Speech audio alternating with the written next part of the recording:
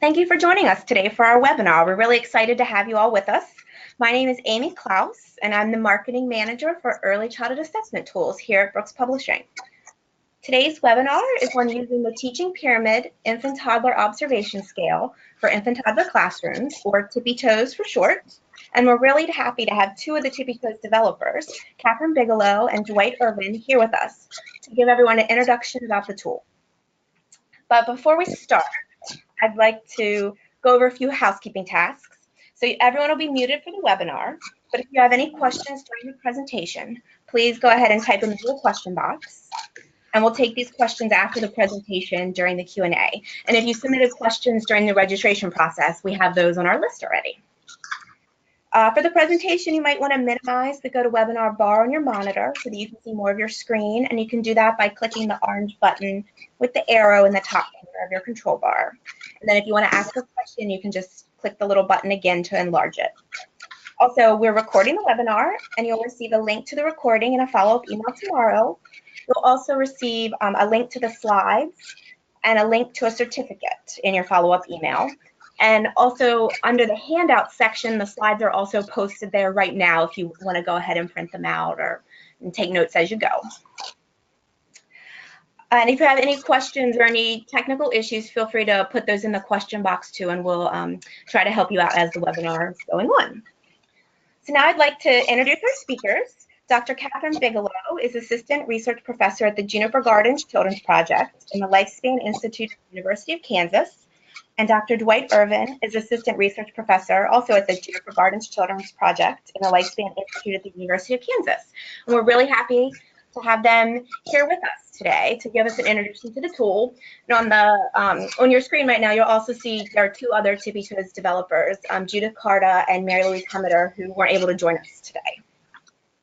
So, Kathy and Dwight, would you like to take control? Yeah, we're ready. Great.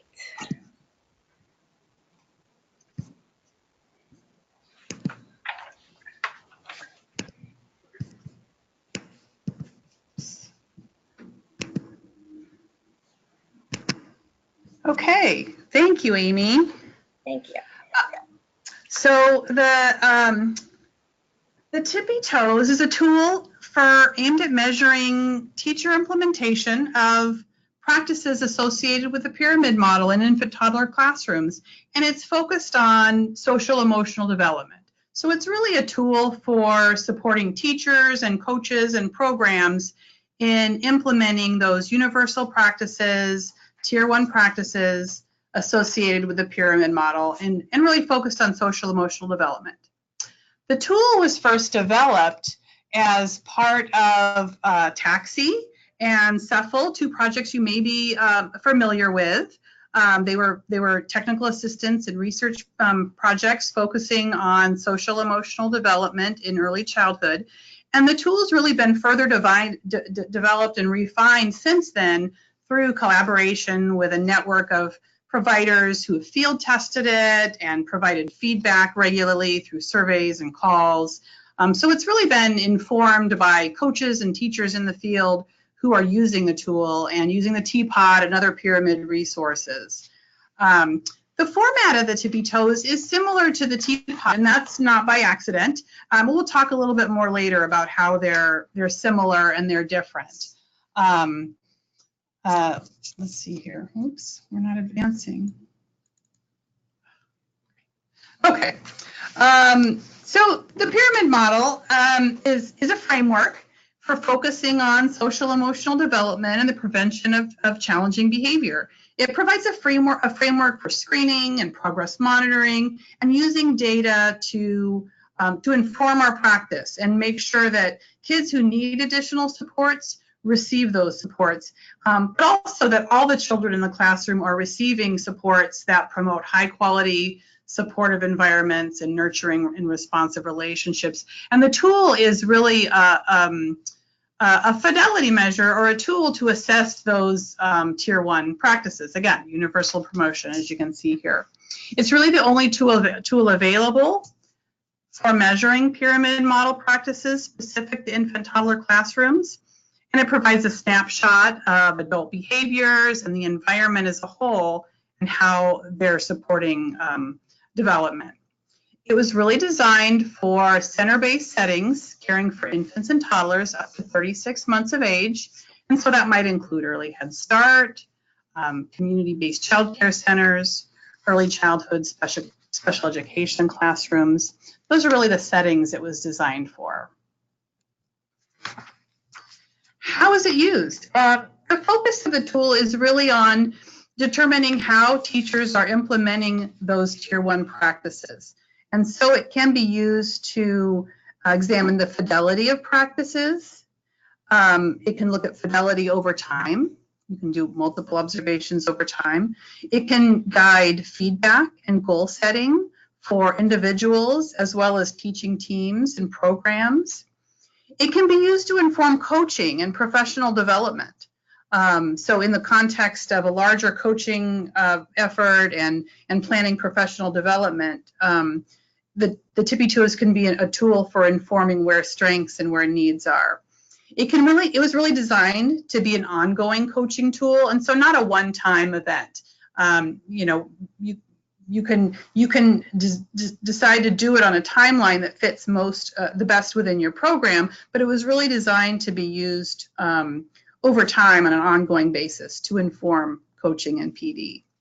It can be used in conjunction with tools like the ITERs and the class, and it can be used, like I said, on a more frequent basis in the context of focused observations. So you can narrow down to using just a couple items if you're working on a specific topic area. Thinking about who completes the Tippy-Toes. It's typically somebody who understands the pyramid model, understands infant toddler settings and infant toddler pyramid practices specifically. At a minimum, a user would have completed the infant toddler modules that are the CEPHL modules. And it's conducted by a trained observer, and we strongly recommend that users of the Tippy-Toes complete the certification training. But it's typically a coach, a mental health consultant, a mentor teacher, a supervisor, a master teacher. Let's think about the Tippy-Toes and the TPOT and how they are similar and how they're different. So they're very similar in the way that they're structured, and in that they assess implementation of practices associated with the pyramid model.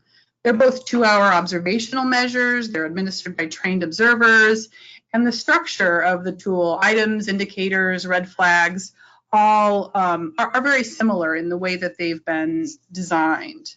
There's some differences, and the primary difference is the age range of children that the Tippy-Toes is appropriate for. It's really appropriate for settings caring for children birth to 3.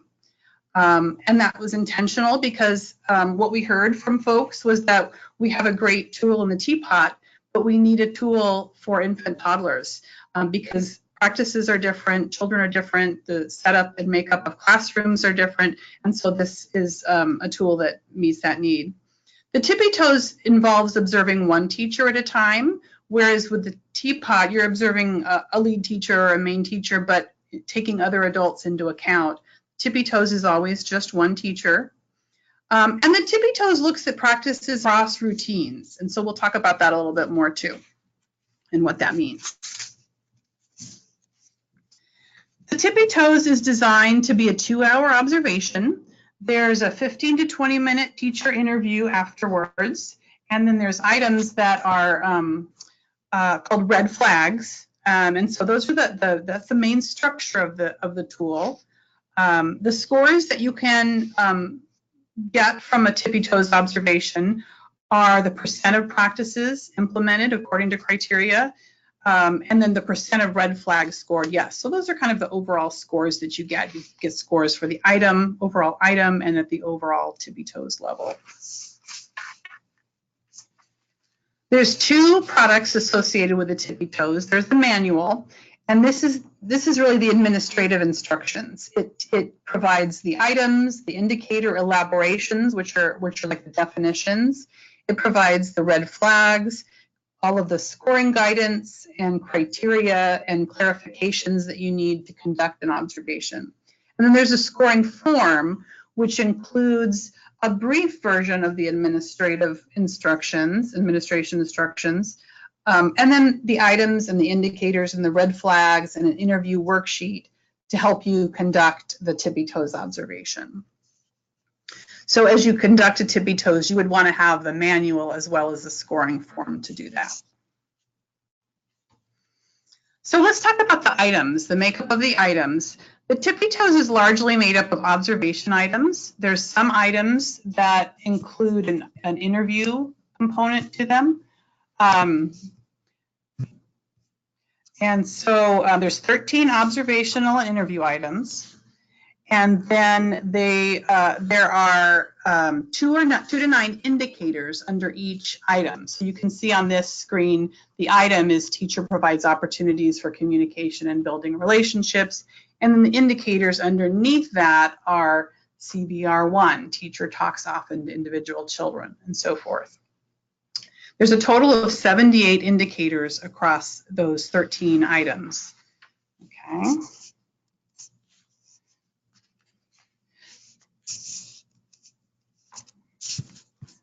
Yes, not advancing here. There we go. Okay, Tippy-Toes items are scored either with a yes or a no or a not applicable, and the criteria in the manual as well as the scoring form will let you know if an item can be scored by interview. And you can see on this screen that the OBS and the INT indicate when an item can be observed or when an interview question can be used as a follow-up.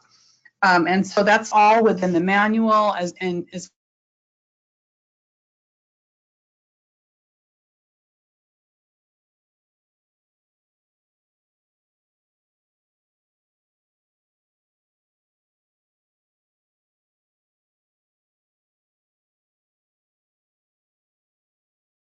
I think we might have lost Kathy's microphone for a minute.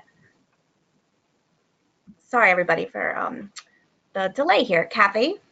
Yes. Oh, there we go. I think we lost you for a few seconds. Oh. Sorry, just I think your voice went out. Oh, sorry. Maybe this last slide. Okay. Okay, so yeah, the scoring form will tell you when an item can be scored by observation only, when it can be scored by observation or interview, and then when not applicable is a viable score. So it gives you all these little codes on the form that will tell you how to complete the individual items. The manual includes Tippy-Toes elaborations, and these are basically the definitions of each indicator. And so for each indicator in the manual, you'll see a definition or an elaboration with scoring criteria, score yes, if, and then it'll give you some specific criteria, and as well as criteria for scoring no. It'll indicate when there are certain indicators that are appropriate for toddlers by underlining the word toddler. And again, it'll indicate when not applicable is a viable score. So between the elaborations in the manual and the scoring form, you get a good picture of which items can be scored in whether it's an observation or an interview, and whether or not applicable is viable. This is a list of the actual items on the Tippy-Toes, and so you can kind of see the range of practices that are addressed by the Tippy-Toes. The items range from communication and building relationships, warmth and responsivity, focusing on active engagement of all children in the room. There's items that focus on distress and challenging behavior. There's an item for assessing strategies or modifications related to children who have disabilities or delays or who are dual language learners. And then there's a few items around teacher collaboration as well as parent and teacher collaboration.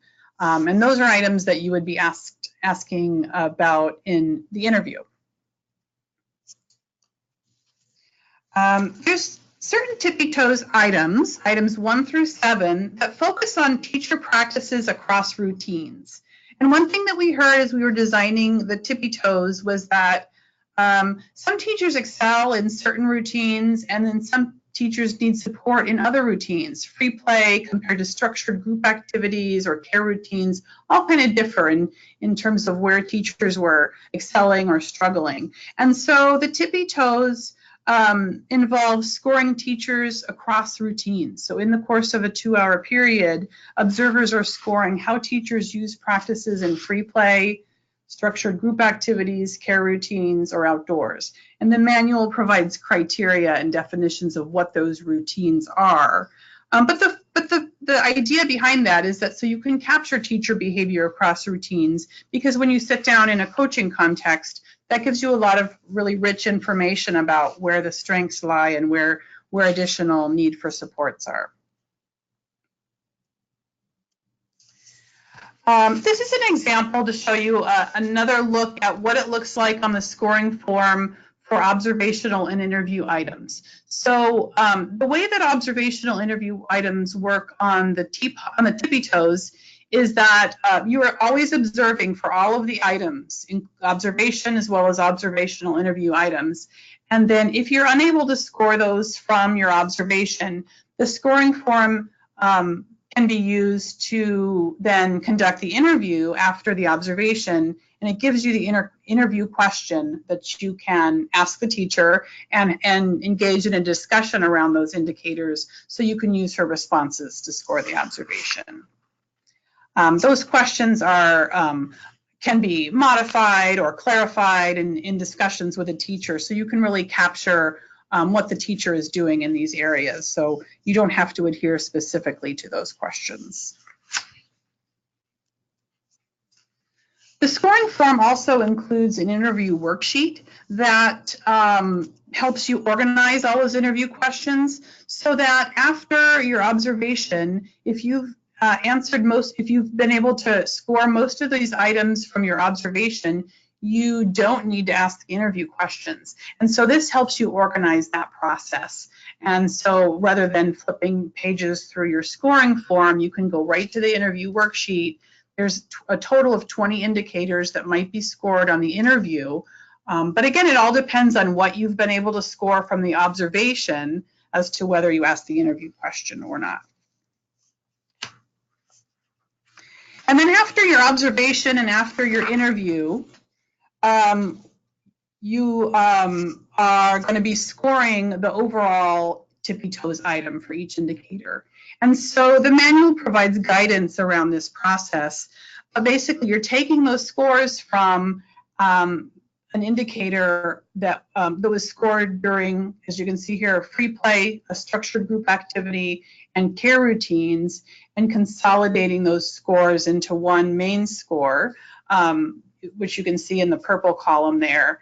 And so what we can see here is that for the item around teacher talking to individual children, she received a yes under free play and a yes under structured group and a no under care routines. And so her overall score is a yes here.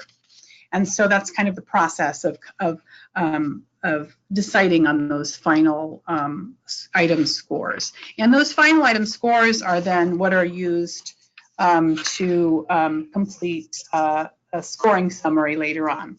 But I'm going to turn this over to Dwight, and he's going to talk a little bit about more our red flags and the process of finalizing your observation. Okay, so there are 11 red flags that address teacher behaviors or the situations listed on this. I think you need to advance one more, maybe. Yeah, there we go. This slide. The red flags put on the degree to which teachers are engaged with and interacting with children, teacher talk, affect, any kind of harsh language or punitive practices. Some of the items focus on the classroom environment, such as children isolated from other children, the classroom schedule, availability of toys, materials. Observers watch for red flags throughout the observation, and then they complete the scoring after the observation is complete.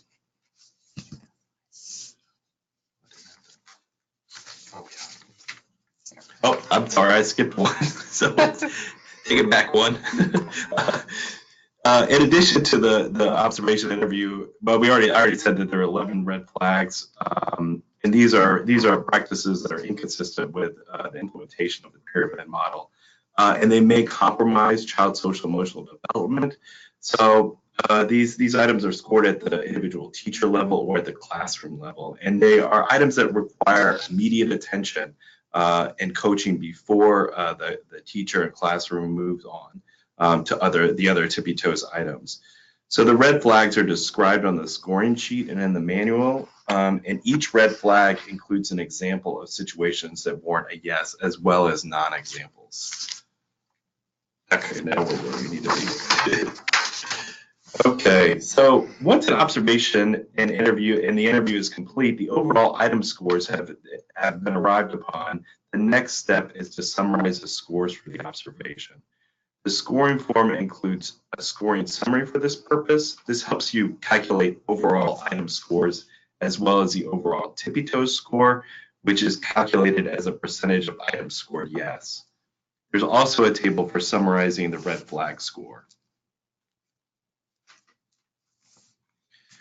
So an additional resource available to you is the TPITOS Excel scoring sheet, and this is free. So the TPITOS scores are entered into this spreadsheet. It generates graph data summaries for individual teachers, teaching teams, classrooms, as well as whole programs. And it has the ability to look at progress over time, so multiple TPITOS observations. There's several versions of this file. There's one for PC and there's one for Mac. There's a version for 10 teachers and there's also a version for 40 teachers. And these are available to download at the Brooks website after you purchase the tool. So in using this tool, you're able to generate multiple types of graphs that you can view for, like I said, the individual teacher, multiple teachers, and the program. You can enter up to 3 observations per teacher, and yeah. So this is just an example of one of the graphs that come out of that Excel file. So this is, in here you'll see that there's one teacher, and you can look up, you're seeing 3 different observational time points. And this is data over the course of a year. So this would be, you could think of this as happening in September, January, and May. And the report showed that the TPITOS items in the graph and table format, the graph data are used to monitor progress and used in the context of coaching as well as professional development.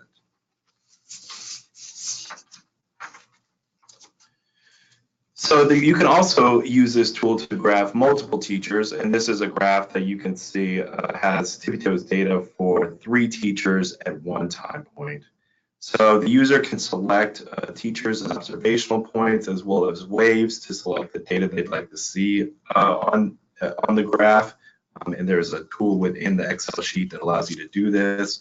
The graph data are used to monitor progress and enhance coaching and professional development.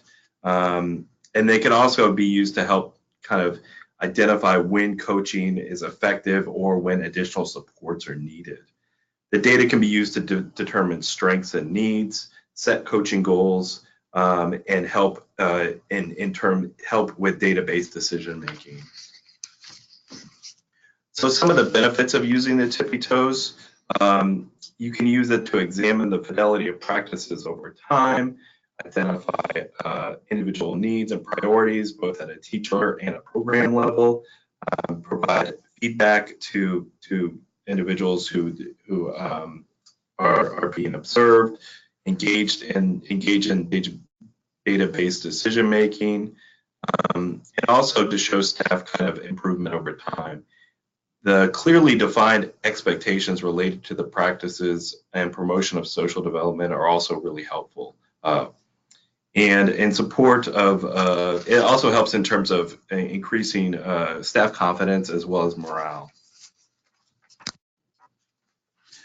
So these are just some testimonials for you. And so this is from Jane Squires out at the University of Oregon. And she says, TPITOS is an innovative and valuable tool for teachers in infant toddler settings to create a warm, responsive classroom environment and to improve children's social and emotional skills.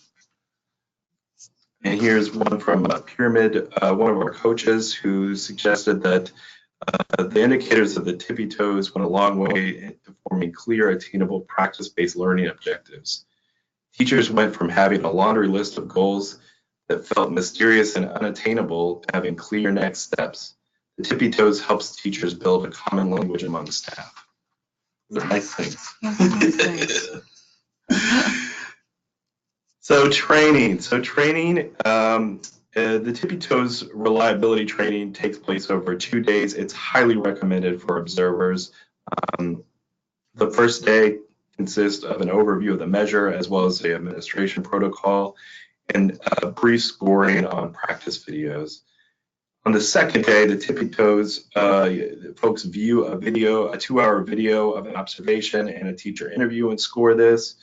And then these scores are compared to our gold standards. The attendees need to reach 80% agreement among certified observers.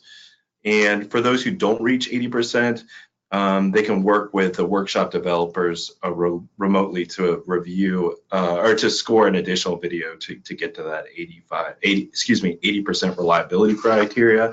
And these kinds of trainings are available through Brooks on Location. And they'll also be available at NTI in April, May. Right, yeah. So I think that's an overview of the Tippy-Toes. We're currently working on developing professional development resources that go along with it, so that we're always growing and building on it. But I think it's a good start at kind of thinking about practices and supporting teachers. So we'd love to welcome any questions after this. Great. Thank you, Kathy and Dwight, for that introduction to Tippy-Toes. I am going to take control back here now. So you'll see my screen. Let's see that. So I pulled up the 2 products. The Tippy-Toes manual and the Tippy-Toes forms are on your screen. The forms are sold in shrink wrap packs of 5. And then there's a set price that you can buy them both together. And as part of, sorry, I'm trying to advance my slide. I'm having trouble. Let's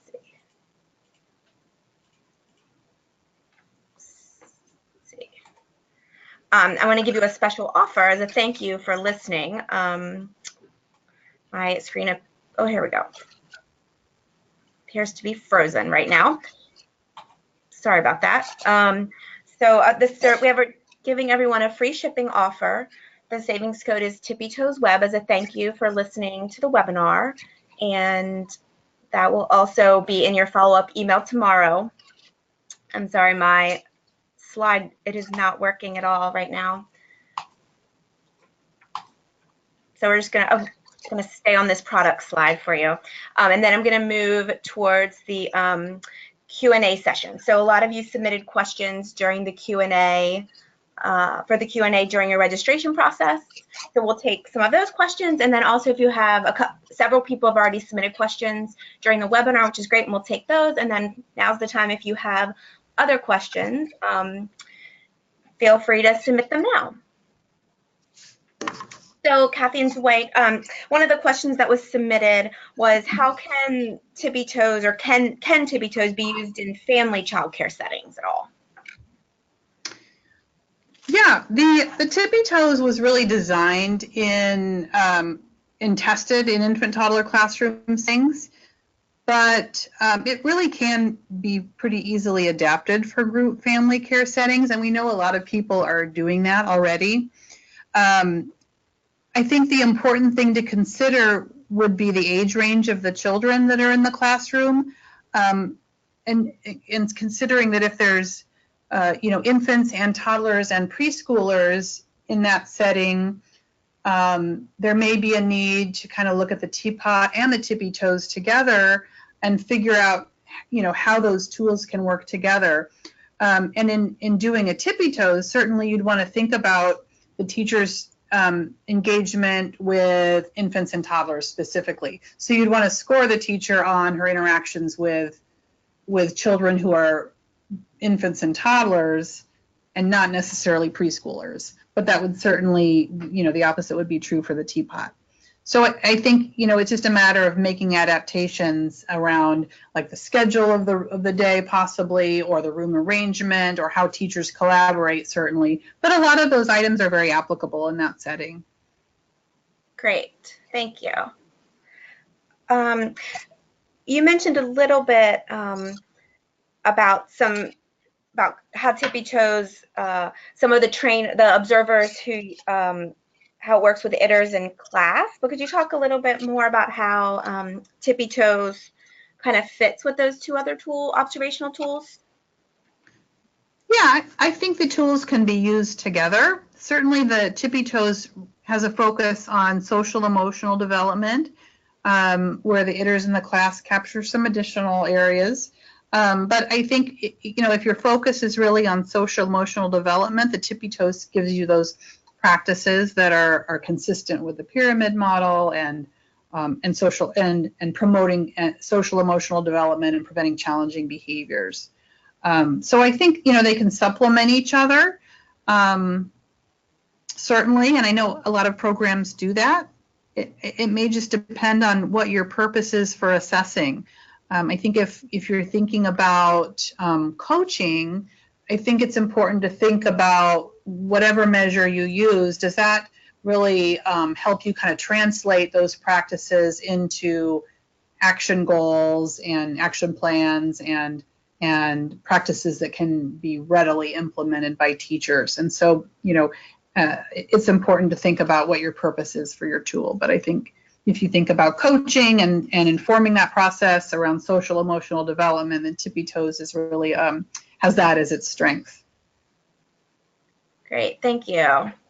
One of our listeners asked how different this version of Tippy-Toes is from the version that was used at the last year's 2018's reliability training at the NTI conference in Florida. Yeah, it's pretty much the same. There's a few additional clarifications, but it's, we've worked on this and developed it over the past several years. So the published version, this version includes all the updates to specific indicators and elaborations compared to the earlier versions. But there's not a whole lot of difference from the one that we presented at NTI last year. Yeah. Okay, thank you.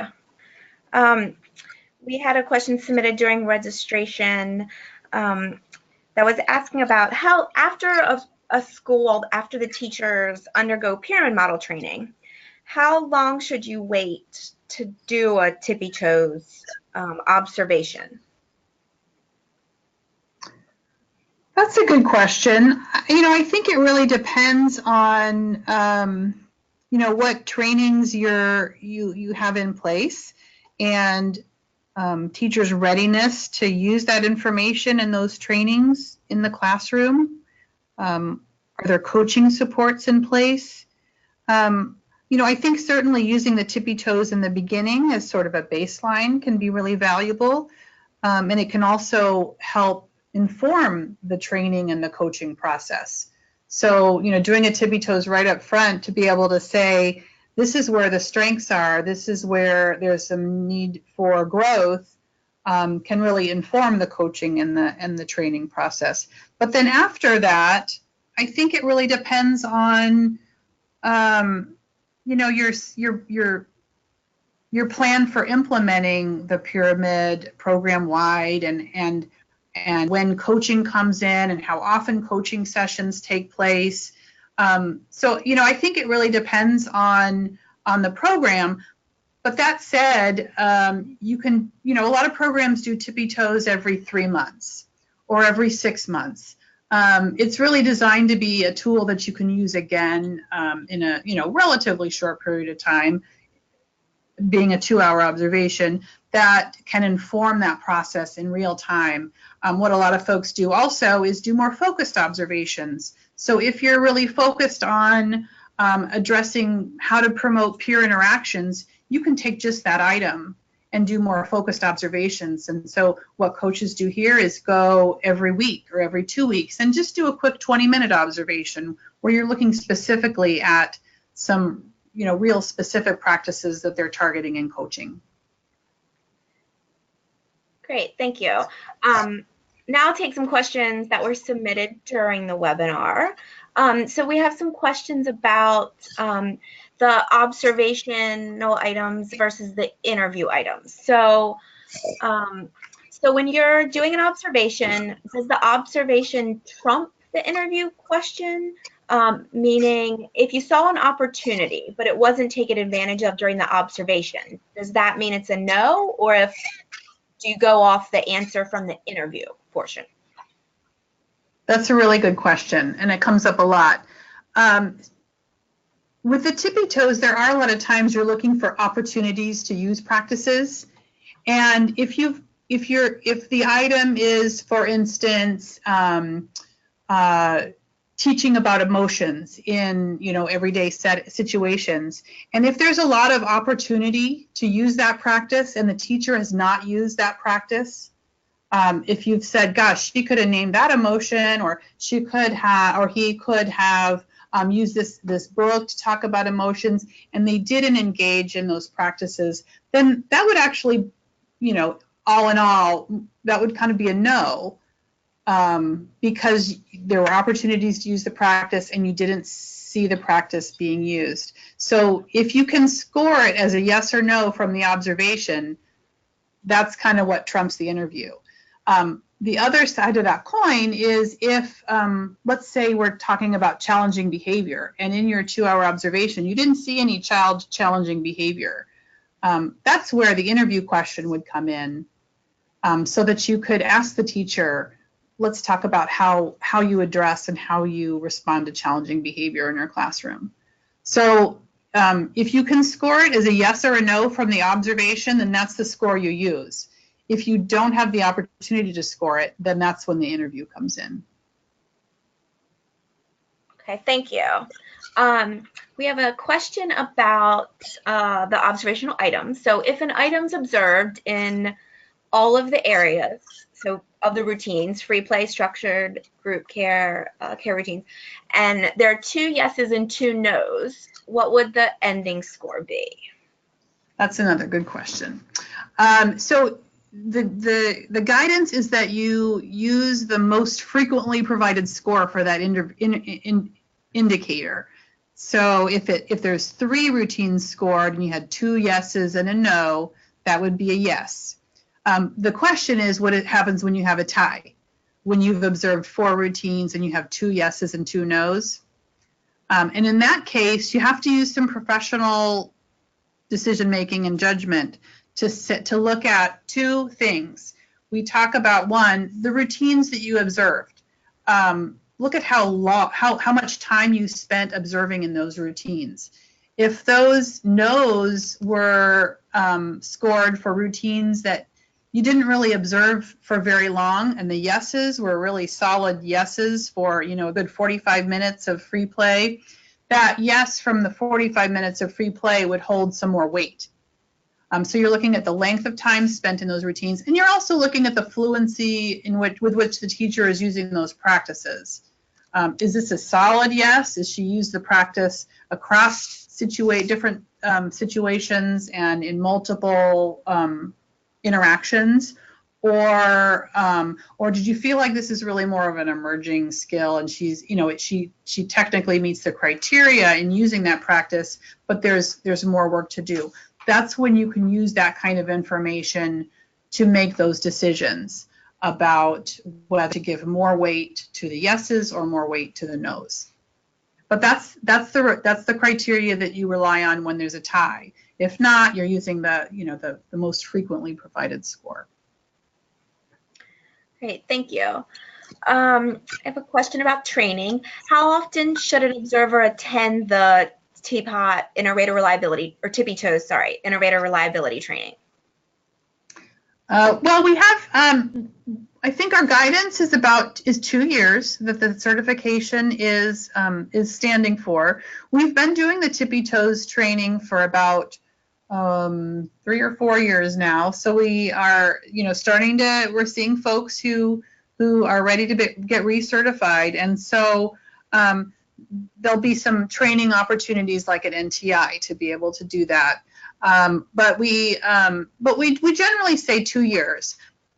If you can't get to a recertification training, I would say start with get together with your peers who are certified on Tippy-Toes, if you've got other coaches that you're working with, and check your reliability against others who are in your organization who are using the Tippy-Toes. And I think that's a great way, even before that 2-year period of time passes, to check your agreement with the tool and with your peers. Great, thanks.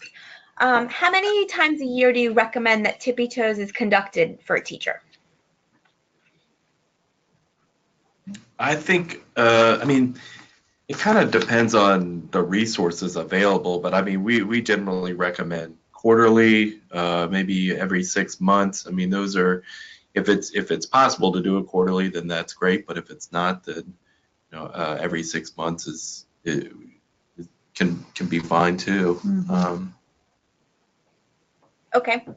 And also maybe it's the teachers who are needing some more support, those teachers get more Tippy-Toes than other teachers who don't need as much. Yeah. Yeah, and that would be kind of for the full Tippy-Toes. And then there's also the opportunities that you have more frequently to do focused observations. And in that way, it can kind of inform your work on a more, weekly or monthly basis. Okay, thanks. Another listener question. How is the age overlap handled between the Tippy-Toes and the TPOT tool? Maybe for 2-year-olds. What's that, Amy? So for 2-year-olds in particular, I guess you would use the Tippy-Toes. Yeah. Yeah, I think that most of the time it's a question of how do you kind of, if you've got mixed age classrooms in the infant toddler age range, how do you address that? But sometimes there are 2-year-olds in a classroom with 3-year-olds, and it becomes an issue of how do you use both of those tools. And I think what we've heard from other programs that are doing that is that it's important to kind of stick with one and be able to come back to it and do it again so you can look at progress. But you can always pull pieces in that where the Tippy-Toes doesn't address, but the TPOT does. You can kind of find ways to use those tools together. I don't think we have a real systematic way to do that. I think it kind of depends on the classroom you're working with and what practices you're working on, and certainly the age range, although we all know that age range changes fast. So it can be hard to kind of, in the beginning of the year, you've got, kids right on that cusp, and then as they get older, the TPOT, you may want to move to the TPOT. So it may just depend on the makeup of your classrooms and the structure of when kiddos transition to the next classroom. Okay, thank you. I'm going to go to a question that was submitted during the registration process, asked about how Tippy-Toes can help support the morale of staff and make sure that everyone's supporting one another. So could you talk a little bit about how Tippy-Toes could help that? Yeah, so I think one of the nice things about the Tippy-Toes is it helps get folks on the same page, particularly in terms of goals. So sometimes there's some of these areas can be a bit vague, and this turns it into kind of like clear expectations in terms of how to promote kids' social emotional development and what kinds of interactions happen in the classroom. Yeah, I think having that, sometimes teachers have the sense that, I need to be more warm or interactive or responsive. But what does that mean in terms of what I say and what I do in the classroom?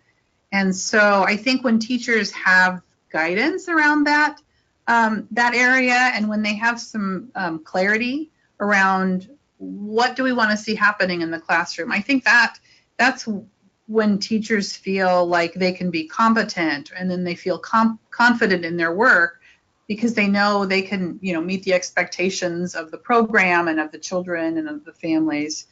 And so I think having those concrete, attainable objectives are what help teachers reach their goal for themselves, as well as help help coaches support teachers in that work. And I would say, as folks implement these practices, we're expecting these challenging behaviors and situations to go down. So that's going to make a better environment for teachers and kids. Right. Great, thank you. We're getting some training questions about if there are any trainings in specific states or when are training sessions offered. So I think, and about cost of training. So I think some of that will be better answered individually. So we can reach out to people asking the questions and share more information. And I will, in the follow-up email tomorrow, include a link to the National Training Institute on Addressing Challenging Behaviors, which is in the very end of April, and that's where one of the Tippy-Toes Innovator Reliability trainings will be held. So I'll include a link to that. Great. And then we will also be adding more information to the Brooks on Location section of our website about how to schedule, how most of our Brooks on Location trainings happen is that a trainer comes to your location to train multiple people, either a organization or say a county or a district may bring together people from many different schools. So most of the Brooks on Location trainings are on-site training. But we'll send information out in the email to help you get those questions answered. I did just see one come across that was a kind of a unique question about training. So Kathy and Dwight, I'll let you answer this. Are there any Tippy-Toes train the trainer opportunities? We're currently developing that model and trying to kind of lay out the best way to go about that. So we're certainly open if there's an organization who that wants to do that training. We are certainly open to talking about that. But before an organization or an individual is ready to do that, they should have just attended a Tippy-Toes training. And then we have some criteria around, having used the tool for a period of time so that you're really familiar with the tool and you have some kind of hands-on practice with the Tippy-Toes before you become a certified trainer. But we definitely have talked with some folks about doing that. And so that would be a good conversation to have, kind of individually with people, depending on where they are in that process. Great, thank you. So I think we've answered all of the questions that were submitted. So I guess last call, we did just get a thank you message. So that was great. I'm glad to hear that people found this helpful. And I put, the final slide has my email address up on the screen. So if you have other questions or if I accidentally missed one of your questions during the webinar, feel free to reach out and then I'll connect with Kathy and Dwight and the other developers to get your questions answered. There'll be a recording in your follow-up email that you receive tomorrow. And if you have friends or colleagues who weren't able to attend, the same URL will work for the recording, so they can watch the webinar after the fact. And your email should also have a certificate in it tomorrow too. So if you have any questions about that, please feel free to reach out to us. Kathy and Dwight, we're really happy to have you here and answering questions and presenting on Tippy-Toes. I know people have been really excited and waiting for the tool to come out, so it's really exciting. Thanks a lot, Amy. Yeah, thanks. Yeah, and thank you for everyone who joined us today. I hope you found the webinar helpful. So I hope you have a good rest of your afternoon. Thank you.